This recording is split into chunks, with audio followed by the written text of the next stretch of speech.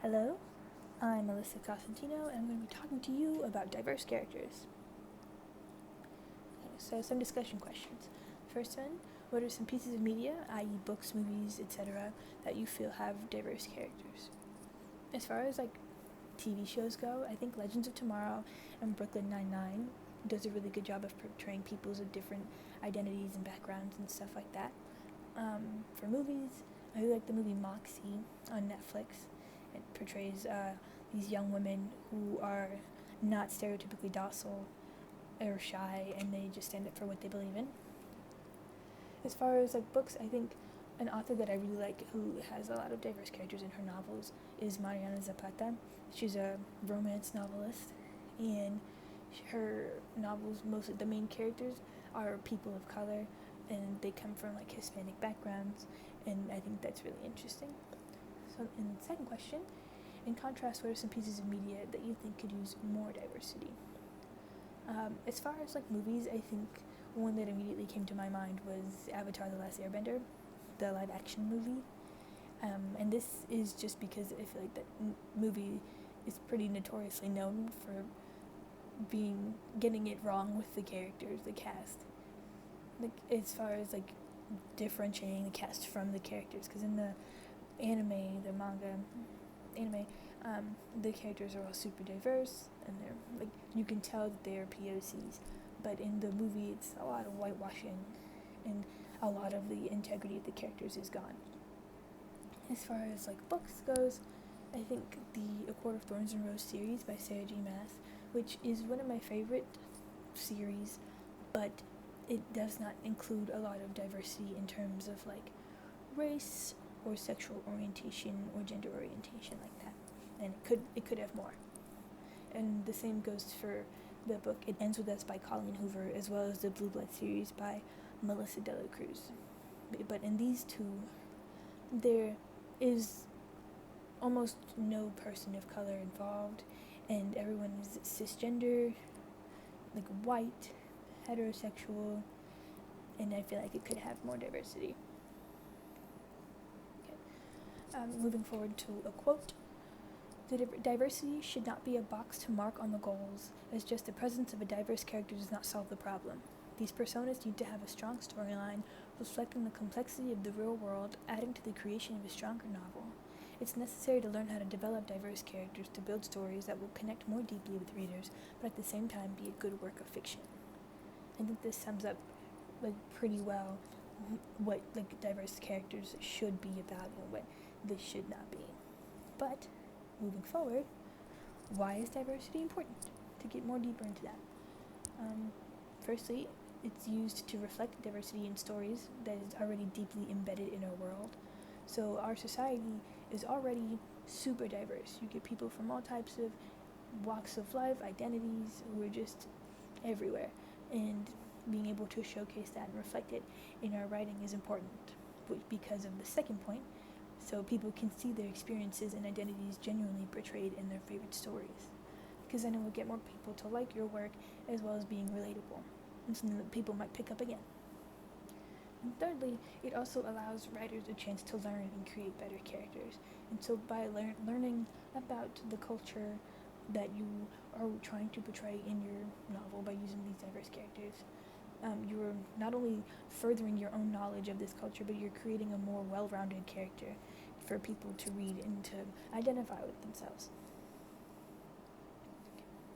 So some common pitfalls of trying to create diverse characters is the best friend, which just means that the diverse character is more often portrayed as the best friend to the main character, who is either he falls into the quote-unquote norm, so white, cisgender, heterosexual, able-bodied, that type of thing. And it also plays into the pitfall that the diverse character is a plot device that only exists to be useful to the main character. Next one is misappropriation of culture, which just means trying and failing to represent something of a specific culture and failing to appreciate or illuminate the historical significance of it. Having the non-diverse character as the leader So all of the diverse characters are seen as like sidekicks, which is not good, because then people who see themselves in that character will just kind of see themselves only as sidekicks and won't envision themselves as heroes. Moving forward, is depicting an entire minority community as evil. And then inspiration porn, which is like using disabled-bodied people to make able-bodied people feel better about themselves. Like, if a disabled person can do it, then so can I, an able-bodied person. And we don't want to do that because it's rude and a little bit ridiculous. Moving forward is curing or fixing the character of minority. So like if it's a person with a disability, or a person with like a mental illness, that their story arc kind of leads to them being cured or fixed, and then thus making them better. And that's not good, because then it will make people who like actually have these things like a disability or a mental illness think that the only way that they can be represented in media is through someone fixing them, like a white savior complex. Similarly, also relying on stereotypes in order to create characters. Not all stereotypes are true, and a lot of them are harmful, so being able to stay away from that would probably be important. So here's what you can do as writers. So firstly, know your limits. Know that it's okay to not be comfortable portraying a certain minority, but don't use that as an excuse to not include other forms of diversity in your stories. So if you're not comfortable with, like if you are a white individual, if you're not comfortable portraying a black individual in your stories, that's okay, but just know that there are other forms of diversity that you can use, such as like sexual orientation or gender orientation, or religious beliefs. Then it's include different types of diversity, which sort of goes into the first one as well. So while race might be the first thing we think of when it comes to diversity, there are other minorities that you can portray, such as gender orientation, sexuality, religious beliefs, etc. And thirdly, make your character limitless. And I really like the way this is said, so make your character limitless. As writers, we have the luxury of creating characters that aren't limited by their particular identities as they are in real life. These identities can affect our characters, but they do not have to limit them. So like in our stories, we can portray someone who is a woman who becomes the president, or a man who is like docile, or like someone who is transgender and is just going above and beyond. Like there are no limits in our writings for our characters, or they don't have to have the same limits as they do in real life, as transgender or men, women, or anybody has in real life. So things to consider when you're creating these characters. So include our own experiences.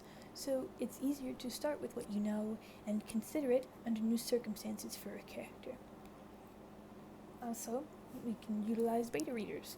So people from the group that you're trying to portray through your character can advise you on whether or not you're going in the right direction in portraying your group accurately. Because if not, then it will be deemed like culturally insensitive, and it will be unlikely that many people will read it. So make sure to, this is really important, actively listen. So to better understand and learn about the lives and experiences of others to portray them accurately. Don't just like listen to respond. Make sure you're actually listening to what they're saying, taking it in, taking notes if necessary, and like putting that back into your writing. Also, just remember that your goal is to tell a story. It's important to have diverse characters, yes, but that doesn't have to be your central theme if it's not something that you're trying to do in your story.